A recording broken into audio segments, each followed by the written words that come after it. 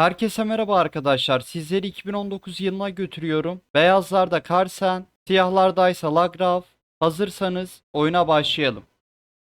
E4, C5, Sicilya savunması, at F3, D6, D4, C alır D4, at alır D4, at F6, at C3, A6.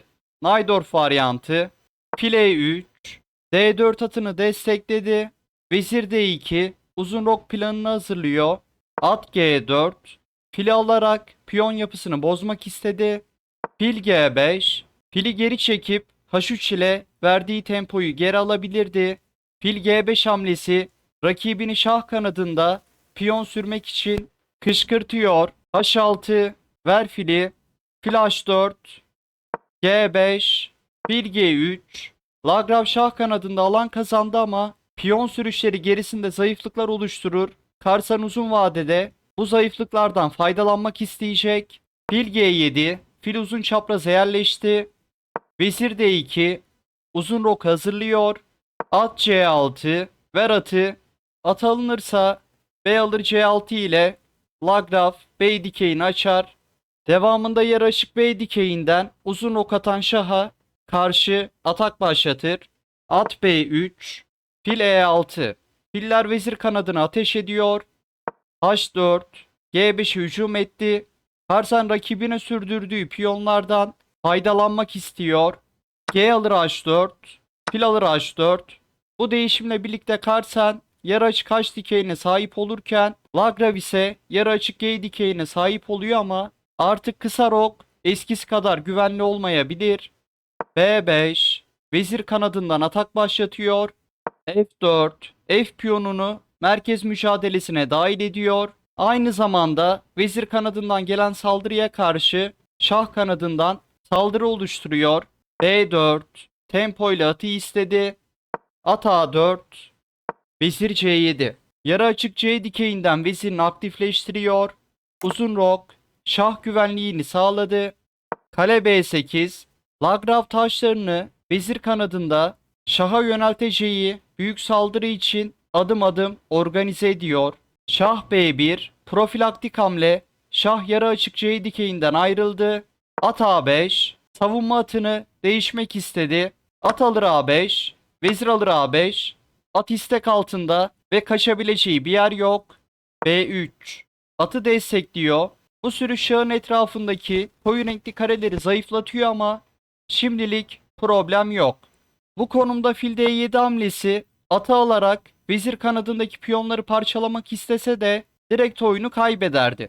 Fil alır E7, şah alır E7 yapılırsa vezir alır D6, tempo ile gelir. Devamında fil alırdı. Fil alır A4, vezir alır D6, vezir B6. Carlsen'in saldırısını engellemek için vezirleri değişmek istediğinde B alır A4. Carlsen 2 piyon önde kalırdı. Nerede kalmıştık? B3. Vezir C7. Fil E2. Kaleler arasındaki bağlantıyı oluşturuyor ve Carlsen'in isteği F5 hamlesiyle tempo ile fili istemek. Devamında atı düşürmek. H5. Atı destekledi. F5. Fili A2 G8 çaprazından kovarken vezir kanadından gelen saldırıya karşılık şah kanadından atak gerçekleştiriyor.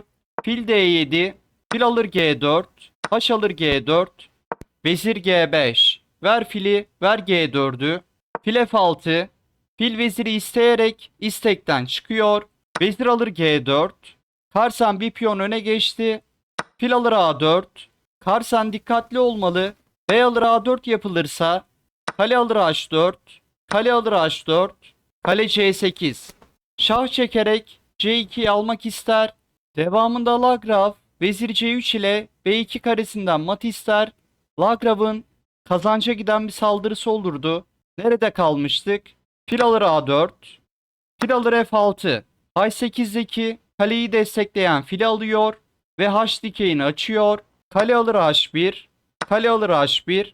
Bu konumda fil alır B3 ile devam edilirse gider ayak bir piyon almak için vezir alır C2, vezir alır A2 mat tehdidi olduğu için A alır B3, E alır F6 materyal sayısı eşitlenmiş olsa da vezir G8, şah D7'ye kaçarsa F7 piyonu boşta kalacak. Şah E7 yapılırsa vezir alır F7. Geçici bir vezir fedası. Şah alır F7. Kale H7. Şah kaçtıktan sonra Carlsen veziri alır. Devamında piyon önde. Kale oyun sonuna geçilirdi ve Carlsen bunu rahatça kazanırdı. Kaldığımız yerden devam edelim. Kale alır H1. E alır F6. B alır A4. Şah E7. Şah merkezde ama oldukça güvende ve oyun sonunda şahın aktifliği önemli. Vezir F3. Kale C8. Ver C2'yi. Vezir D3. C2'yi desteklerken D6'ya basıyor. A5. Piyonları bağladı. Kale D1. D6'ya olan baskıyı artırıyor. Kale G8. Ver G2'yi. Vezir E2. Kale G3. G piyonunu bloke etti. Vezir F2. Ver kaleyi. Kale A3. A4'ü istiyor. D4. Kale alır A4. Materyal sayısı eşitlense de kale A4 karesinde sıkışmış durumda. Oyuna dönmek için çok fazla tempo harcaması gerekecek. G5. F6'ya hücum ediyor. Bu konumda vezir C4 ile A2 istenirse Carlsen vezir A7 girer ve kazanca götüren bir saldırısı olurdu. F alır G5. Almak en iyi seçenek.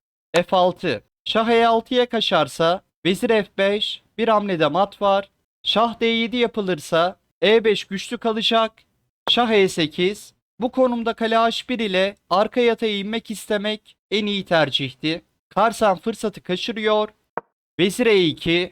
E5 sürmek istedi. B3. Kale tahtanın kenarında sıkışmıştı. Bu hamleyle birlikte kaleyi oyuna dönmek istiyor. A alır B3. Carlsen vezir kanadındaki piyonları birbirine bağlarken Lagrave da kalesini özgürleştirdi. Kale B4. E5. Dikeyleri açıp şaha ulaşmak istiyor. D alır E5. Kale D5. Ver E5'i. Burada Lagrave'ın A4 ile kendi atağını oluşturma fırsatı yok. Kale alır E5'ten sonra Carlsen veziri düşürüyor. Şah F8. Şah vezirin dikeyinden ayrıldı. Vezir H5. Vezir H8 bir hamlede mat istedi. Kale H4. Vezir alır G5. Kale istek altında. Kale H7. Carlsen vezir D2 geliyor ve Lagrave oyunu terk ediyor. Kale D8. Vezir alır D8. Vezir alır D8. Mat isteği var. Kale H7 karesinde olay yerinden uzakta kaldı. Örnek bir devam yolu olarak Şah E8. Kale alır A5. Kale A8 ile mat etmek ister. Vezir C6. A8 karesini tuttuğunda kale A7. Kale E7. Şah F8 devamında vezir D8 mat isteği var. Vezir alır F6 yapılırsa kale A8 devamında oyun mata giderdi. Lagrave'ın terk ettiği konumda videoyu bitirelim. Vezir D2. Analizi beğendiyseniz videoyu beğenmeyi ve kanala abone olmayı unutmayın. Sonraki videoda görüşmek üzere.